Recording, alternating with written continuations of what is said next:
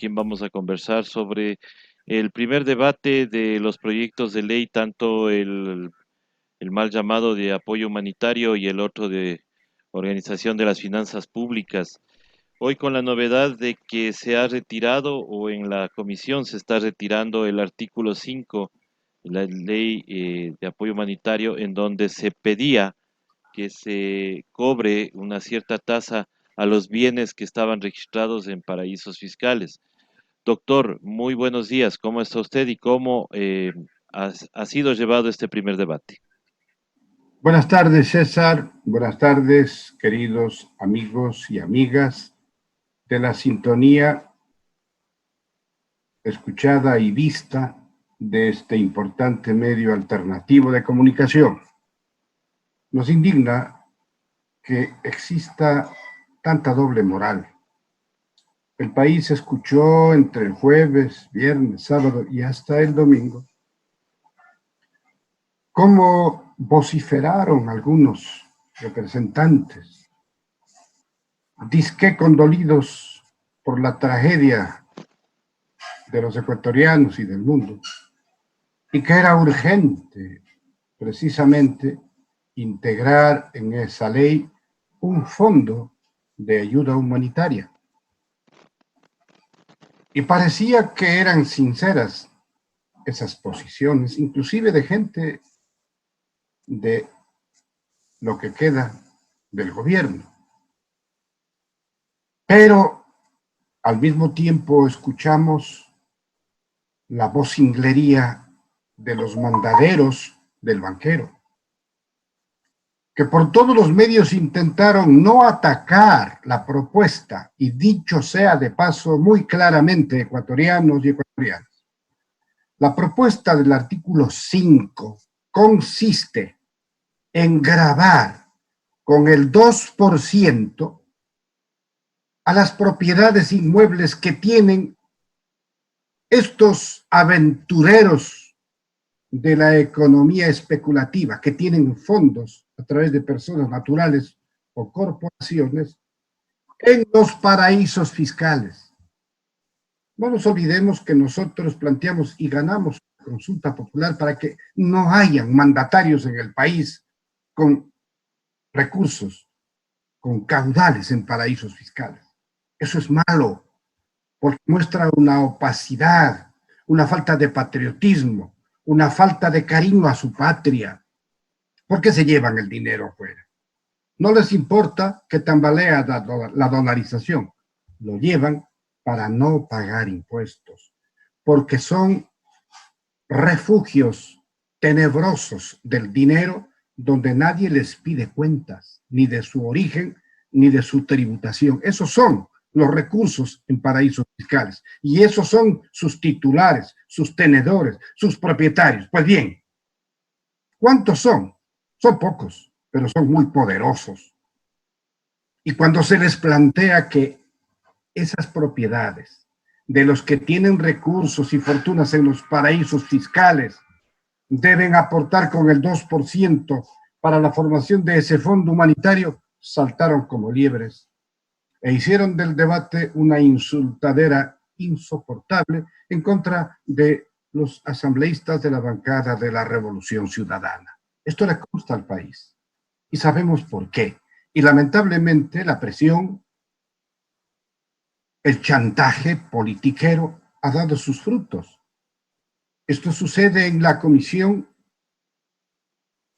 de lo Económico, que hoy está preparando el informe para segundo debate, y una de sus primeras resoluciones es eliminar el artículo 5 que plantea ese impuesto para los que no creen en la patria, para los que tienen recursos en los paraísos fiscales, congraciándose con el griterío del banquero y de sus adláteres. Esta es la realidad, hay que decirlo en forma directa. ¿Y qué quieren entonces? Un fondo aportado obligatoriamente por quienes tienen relación de dependencia, por los trabajadores, los asalariados, los servidores públicos. Es decir, la miseria hacia la pobreza o viceversa. ¿Es esa la visión de un fondo humanitario? A mí realmente me asusta pensar que seamos tan diferentes, que no haya sensibilidad en esos sectores donde lo único que les importa es calcular lo que están perdiendo de ganar, perdiendo de ganar. Mientras los asalariados, lo único que tienen seguro es un pie en la sepultura, ya sea por el coronavirus o por el hambre. Digamos las cosas claramente, César, no podemos entender la actitud de esta gente que, por un lado, actúa buscando sorprender a la opinión pública y para eso tienen a la prensa libre e independiente, que ventajosamente cada vez caen más en el foso del descrédito. Y con eso intentan alzarse con el poder. ¿Y saben cuál es la razón de su mayor furia? Es que en sus encuestas siguen baja y baja y baja. Y en cambio, la opción de la revolución ciudadana mantiene su credibilidad, porque somos confiables, porque somos honestos, porque somos revolucionarios, porque no nos negamos a dar nuestro aporte en la medida inclusive más allá de nuestras posibilidades. Se planteó la segmentación del 50% de las remuneraciones de los asambleístas. Con todo gusto, fuimos los primeros en aceptarlo. Igualmente que aquel inicial 15% del salario. Asimismo, fuimos los primeros que expresamente aceptamos. Lo que pasa es que no somos de los ostentosos, que se salen en la foto para mostrarse generosos. Esa no es generosidad. Que lo que da la mano derecha no sepa la izquierda. Claro. Y ahora vemos que acentúan en una aportación de los sectores, sobre todo bancarios y empresariales, de los grupos económicos, pero que su aporte se convierta en crédito tributario. Para quienes son legos en la materia, sencillo. No están aportando nada, están anticipándose en el pago del impuesto a la renta. Eso es todo. Eso no se llama aportación, porque el impuesto a la renta es una obligación y el que no paga comete el delito de evasión y puede irse a la cárcel. Así están las cosas. Y quieren integrar este fondo, entonces, con el aporte de los asalariados. Y al mismo tiempo, ellos mismos bajan la base de datos de los asalariados, con el despido intempestivo, irracional, de servidores precisamente de las áreas de salud y sobre todo de educación. No les entendemos, no están en nada, no quieren compartir soluciones. Y ese debate fue una farsa. ¿Por qué se rasgaron las vestiduras que aman a la patria, que buscan las soluciones? Esta es una muestra que se desmienten a la vuelta de la esquina. Nosotros insistiremos. Y por más que estemos sufriendo las consecuencias de esta gravísima pandemia, nosotros alentamos a sectores que tienen la obligación de defender, por ejemplo, a la Universidad Pública Nacional. Y ese ya será un tema para que sigamos conversando. Pero en definitiva, la ley para el ordenamiento de las finanzas públicas no tiene nada que ver con el coronavirus, ni con la emergencia, ni con la pandemia. Es una imposición del Fondo Monetario Internacional para convertir al Banco Central en una entidad autónoma que se someta el gobierno a sus dictados, porque ahí se cuida con sus reservas el pago y el servicio de la deuda externa, como siempre ha sido. Allí se atenta en contra de la autonomía, del concepto de autonomía, de la seguridad social, llámese IES, ISPOL o ISFA, y al mismo tiempo en contra del concepto de autonomía de los gobiernos autónomos descentralizados. Esa es la propuesta, que no tiene nada que ver con la pandemia ni la emergencia. Lo que buscan es liberar las ataduras legales y constitucionales para que el Banco Central siga recogiendo los recursos de la gran producción nacional, del Producto Interno Bruto Nacional. Hoy por hoy tiene más de 2.000 millones de dólares en reserva, pero esos dineros son intocables. Pidan a la banca chulquera, pidan a la banca privada. Ellos sí están dispuestos a prestar, pero a altos intereses y a cortos plazos. El dinero de las reservas del Banco Central, según la visión de los neoliberales, es para cubrir, servir, proteger y pagar la deuda externa. Ese es el momento al que hemos retornado acá en el Ecuador. Y esto es terrible. ¿Qué tiene de emergente, ni mucho menos económica urgente? La urgencia es del Fondo Monetario de imponernos sus condiciones que no podemos aceptarlas. Y en el caso de la otra ley, con un debate tan amplio, en que creímos realmente que había solidaridad de las diferentes bancadas, ahora, con este golpe bajo de eliminar una propuesta que comprometía el aporte de los que tienen recursos en los paraísos fiscales, con esto quedan al descubierto de que no les interesa la pandemia, que no les interesa el fondo de ayuda humanitaria, les interesa una vez más proteger los privilegios del gran capital en detrimento de los seres humanos. Les interesa cuidar el patrimonio de los jefes. Eso es lo que parece definitivamente, doctor. Pero, a ver, a la banca no se le topa absolutamente nada. Había sugerencias inclusive para que se incluyan en el informe de que a la banca también se le grave algún tipo de impuesto para que puedan ser solidarios con esta pandemia. Al parecer no se está tomando en cuenta tampoco esas sugerencias, doctor. La pregunta es, ¿quiénes tienen recursos en los paraísos fiscales? ¿La clase media? ¿La clase popular? ¿Los comerciantes informales? ¿Los trabajadores autónomos? ¿Los servidores públicos? No, tienen los banqueros, tienen los grupos económicos, tienen los grandes empresarios. Ellos tienen el dinero en los paraísos fiscales. Así que están defendiendo los privilegios de la banca también. Y esa banca tiene que aportar porque se ufanó de haber ganado como nunca en el año pasado. Y en la década ganada de la Revolución Ciudadana, esos bancos y banqueros contaron por miles de millones las utilidades, porque había seguridad jurídica, estabilidad política. Hoy no tenemos ni lo uno ni lo otro. Sin embargo, ante un pueblo miserable, empobrecido, envilecido, hay banqueros que cuentan por cientos de miles de millones una utilidad por la que deben entregar un aporte para ese fondo humanitario y de ayuda solidaria. Así debería ser, pero no se ha tomado en cuenta justamente a ese sector, a la banca. Doctor, ¿qué posición tomará la Revolución Ciudadana o la bancada de la Revolución Ciudadana frente al segundo debate? No nos hacemos muchas ilusiones respecto a que en ese organismo haya solidaridad. Ya sabemos a qué fines se deben.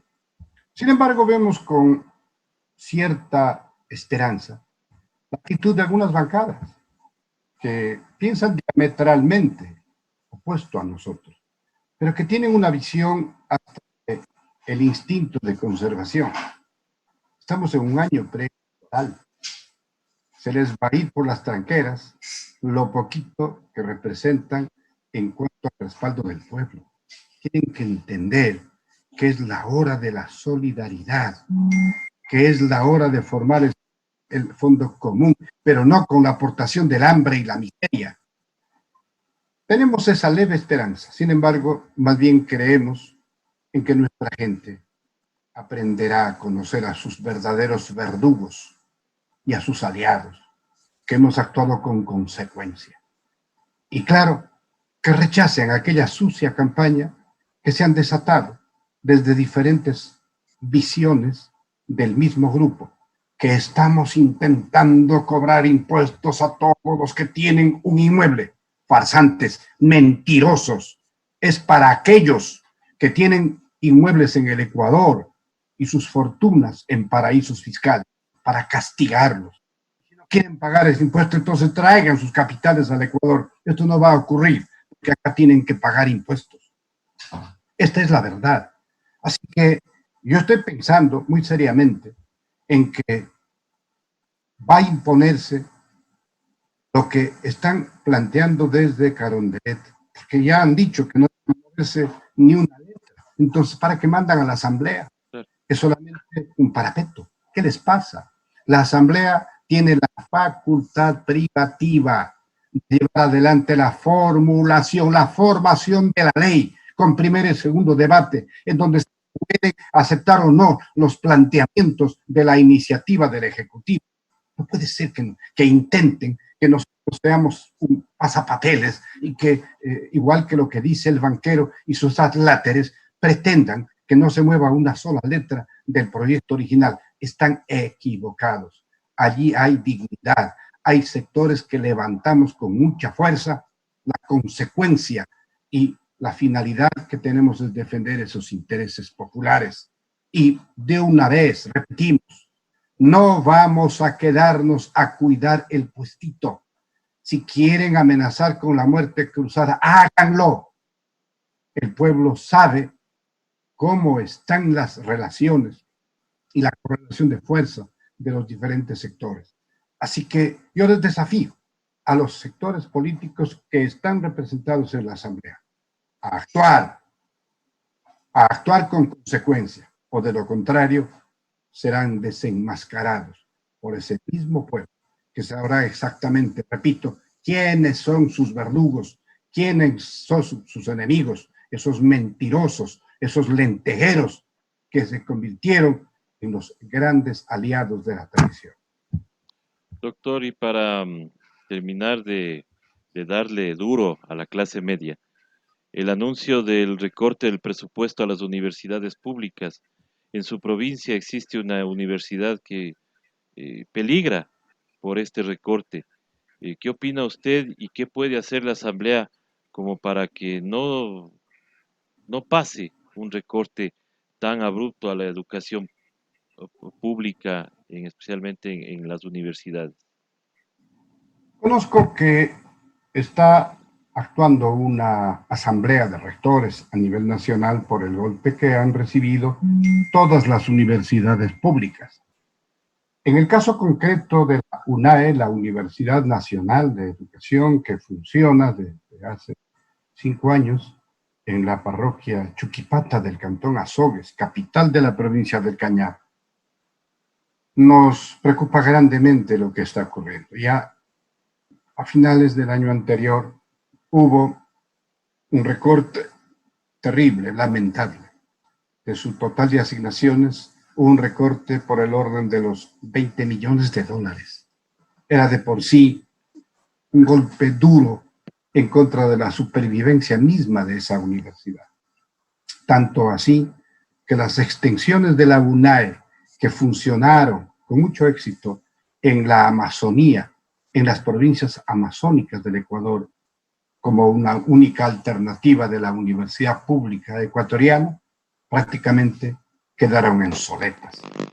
Ahora, el recorte está por el orden de $1.800.000 de la UNAE, porque el total del recorte que tiene vigencia a partir del 1 de mayo está por el orden de los $98 millones para todas las universidades, y entre ellas la UNAE y todas las demás universidades públicas, pero particularmente las 4 emblemáticas creadas por el gobierno de la Revolución Ciudadana: Yachay, Iquia, de las Artes en Guayaquil y la UNAE.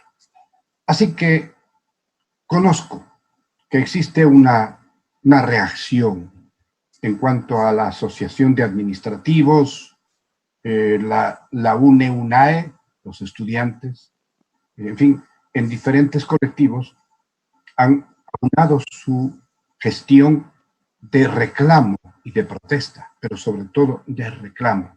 No va a sobrevivir la UNAE ni la universidad pública en el Ecuador si se asestan estos golpes mortales a su supervivencia. Queremos volver a las universidades de garaje, a la mediocridad convertida en otorgadora de títulos que no respaldan con conocimientos la formación académica de nuestra juventud, eso sería, y es de hecho, un retroceso muy peligroso.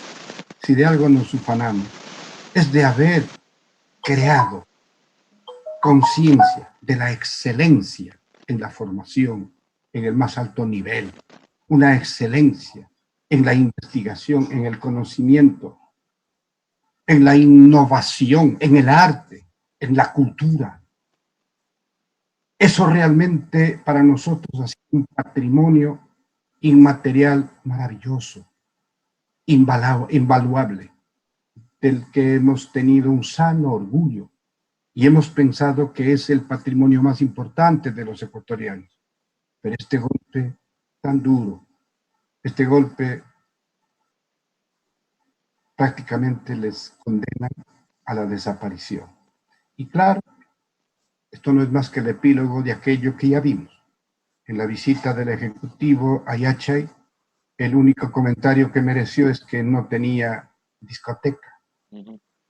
Claro, ahora estamos sufriendo las consecuencias de ese desprecio, de ese descrédito, de esa forma de ofender la obra pública del gobierno anterior por odio.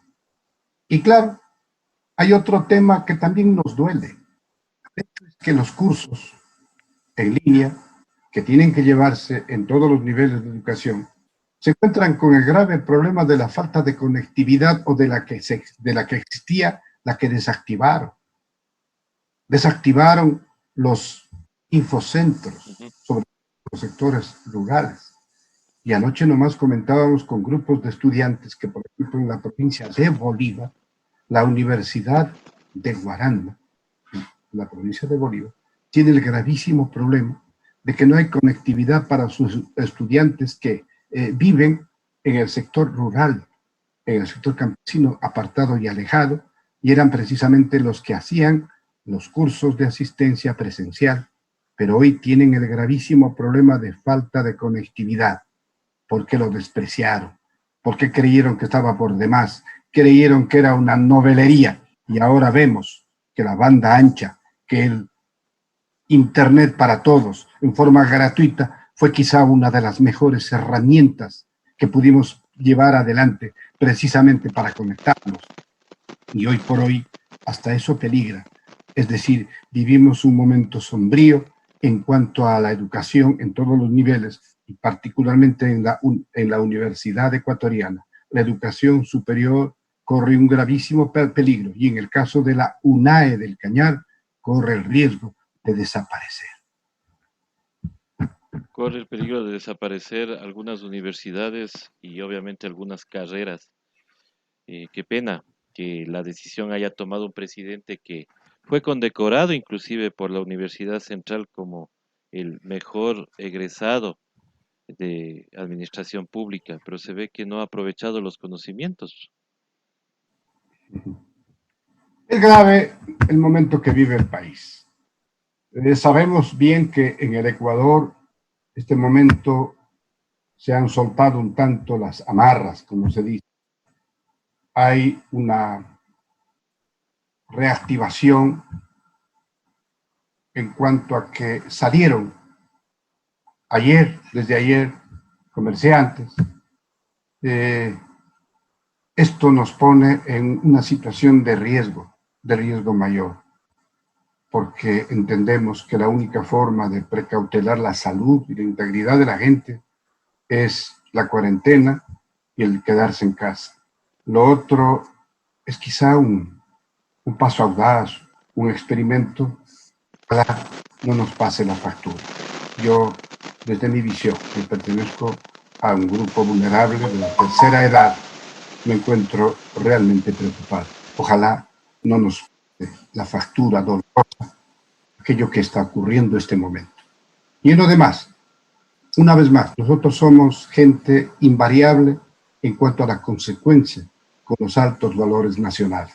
Una vez más, debemos someternos a las disposiciones del estado de excepción, ser estrictos en el toque de queda, aceptar las reglas de la emergencia, pero por favor que nos indiquen cuál es el norte, hacia dónde vamos, cuáles son los liderazgos que deben señalar el camino, porque como están las cosas, se preocupan de banalidades, se preocupan de cosas que no tienen mayor importancia y quieren encontrar el nicho para el financiamiento de las actividades del gobierno, con el recorte de las universidades, por ejemplo, con el aporte de los asalariados, de los servidores públicos del país, que son los más pobres y empobrecidos.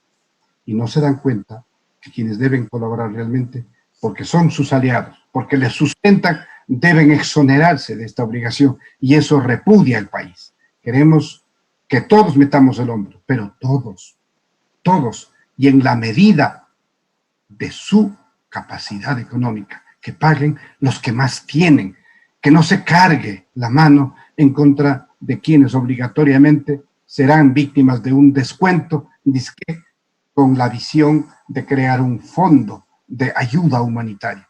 Esto se desvirtúa, deja de tener sentido cuando ocurren cosas como las que hoy estamos denunciando, que en la comisión plantean la desaparición de una propuesta que intentaba hacer justicia con quienes no creen en el país, con los que llevaron sus fortunas a los paraísos fiscales y todavía tienen bienes en el Ecuador, que esos bienes de los propietarios de fortunas en los paraísos fiscales paguen el aporte, porque no creyeron en su país y porque con su actitud ponen en gravísimo peligro inclusive a la dolarización.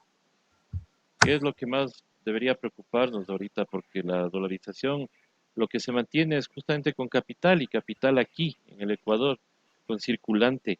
Hay que incentivar el consumo, y no puede ser de que estemos viendo que aumenta la tasa de desempleo.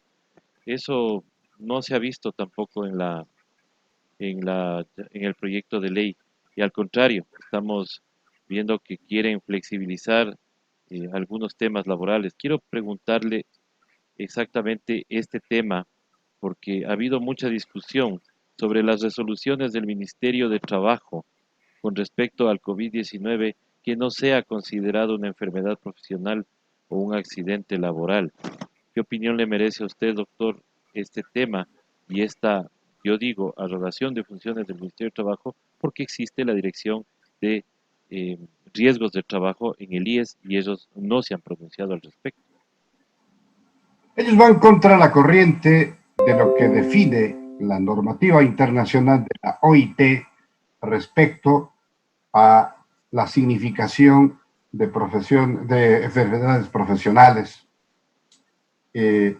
La OIT, con el respaldo de la Organización Mundial de la Salud, define como enfermedad profesional al coronavirus. Nadie puede cambiar esa esencia. El hecho de que seamos signatarios de convenios internacionales con la OIT nos obligan a someternos a sus disposiciones. Así que por ese lado, el ministro del Trabajo está violando la ley con esas interpretaciones que sin duda responden a la presión de los empleadores, que pretenden a toda costa que, aunque sea a riesgo de la vida de sus empleados y trabajadores, se pongan a funcionar porque ellos no quieren seguir perdiendo de ganar. Así que hay otra cosa que también preocupa tremendamente, la forma como están utilizando los empleadores el artículo 169, numeral 6 del Código del Trabajo, para sacar a la gente como despido intempestivo. Y esa norma dice cuando hay la cesación definitiva del trabajo. Definitiva. Es decir, hagamos una comparación. En el terremoto del 2016 desaparecieron empresas, edificios, fábricas y una serie de bienes materiales. Se vinieron al suelo y definitivamente desaparecieron. Es así, fue una causal para aplicarlo el numeral 6 del artículo 169 del Código del Trabajo. Pero ahora las fábricas están ahí, las textiles están ahí, las factorías están ahí, las fuentes del trabajo están ahí, listas para reactivarse el momento que pueda hacerse. No hay una cesación definitiva de la fuente de trabajo. Es temporal, no tiene nada que ver con el artículo 169, numeral 6 del Código del Trabajo. Es absurdo. Es una interpretación antojadiza y forzada. Además, César y amigos, en materia laboral se tiene que aplicar la norma más favorable a la parte laboral, al trabajador, al obrero, indubio pro operatio. Pero no, acá hacen la más fácil para justificar los miles y miles de despidos intempestivos. Simplemente hacen este tipo de interpretación forzada que no dice la ley. Eso es totalmente ilegal. Eso va a ser motivo de múltiples demandas y esas demandas van a ganar en contra de esos patronos con el aval del Estado. Así que mucho cuidado con ello. No se trata de salir en estampida, porque tienen que saber, queridos ciudadanos que nos escuchan y nos ven, y que no tienen conocimiento de los efectos de las normas jurídicas.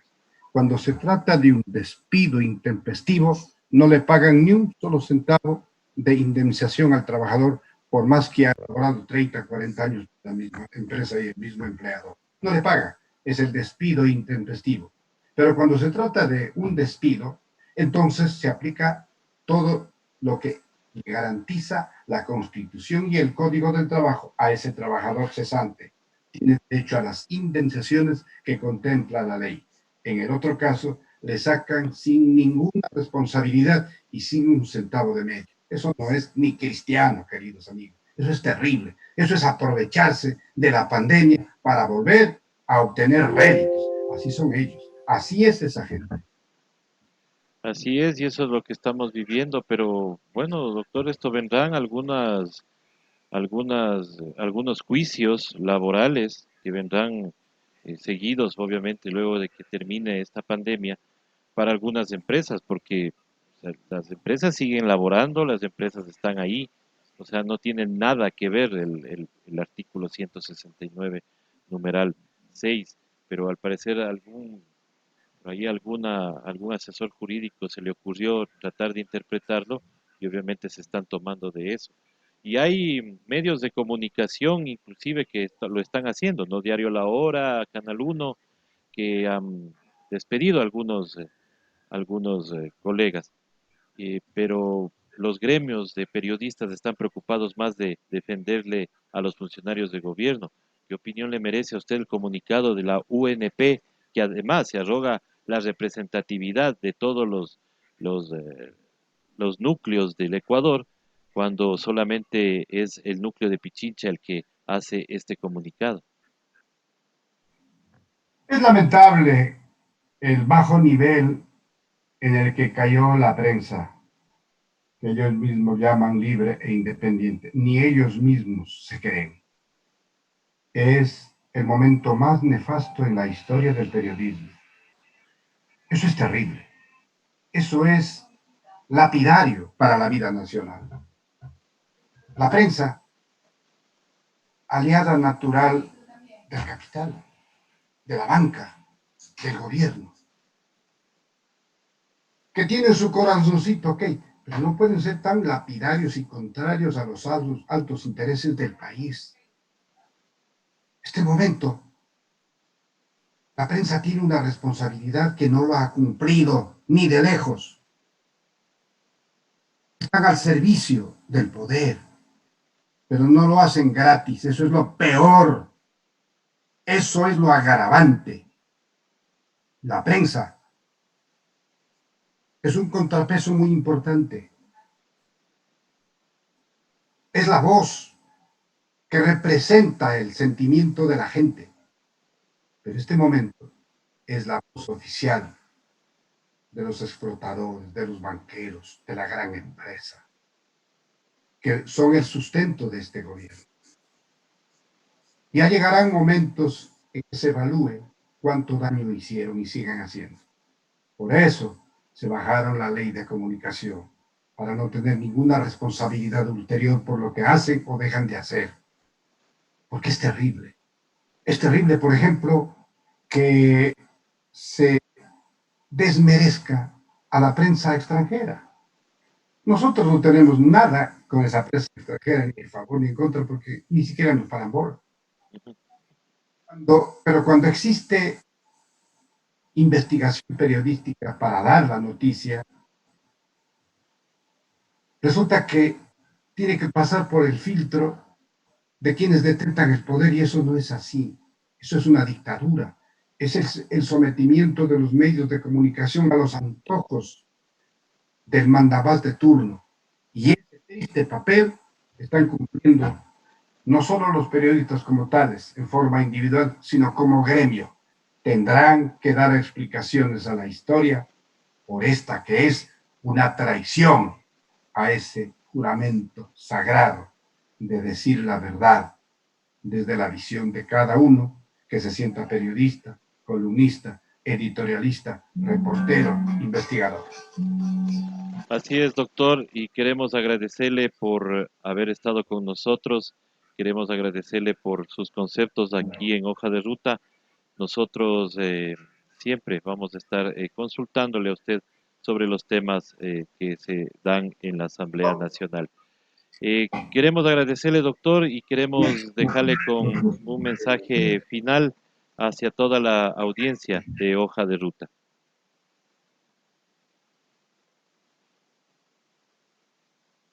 Hola, doctor, no sé si ya se nos desconectó. Estamos teniendo algún problema. Sí, parece que se desconectó el doctor o alguna cosa pasó. Tuvimos algún problemita. Lastimosamente, hoy hemos estado con problemas técnicos. Hoy hemos tenido algunos problemas para poder conectarnos con Raciones alimenticias. No pasó nada. No hay pruebas. Todo quedó en la oferta y el discurso. Es lamentable que la gente se vea abocada a actuar de esa manera. Y entonces corre el riesgo de una nueva ola de contagios. Esto es para nosotros un motivo de profunda tristeza. Y desde el lugar donde nos encontramos, volvemos a exhortarnos a todos, cuidemos. Es nuestra vida la que está en juego. Y en lo demás, en nuestra responsabilidad, nos encontrarán cumpliendo ese papel de la consecuencia, de la dignidad, por un país que no le pertenece a nadie en particular, pero no es de los banqueros, no es de los empresarios. Que debemos afrontar esta emergencia, todos juntos, pero de acuerdo a las posibilidades que cada uno tiene. No puede obligarse a quienes sobreviven en un ambiente de pobreza, de claridad, de carencia de todo, y que sean de nuevo ellos los que soporten el peso de esta crisis y se exonere por actitud complaciente con quienes sí deben y tienen la obligación de aportar. Vendrá el segundo debate de estas dos leyes y ahí nos encontrarán cumpliendo con nuestro papel como mandatarios legítimos y consecuentes de nuestro pueblo. Muchas gracias, César. Muchas gracias por escucharnos, queridos amigos y amigas. Muchísimas gracias, doctor, y muchísimas gracias a todas las personas que se han conectado acá a Hoja de Ruta, al segmento de entrevistas de Otras Voces. Y nosotros regresaremos más tarde con más aquí en Otras Voces. Muchísimas gracias, doctor, nuevamente, y hasta una próxima oportunidad. Cuídese mucho, un abrazo.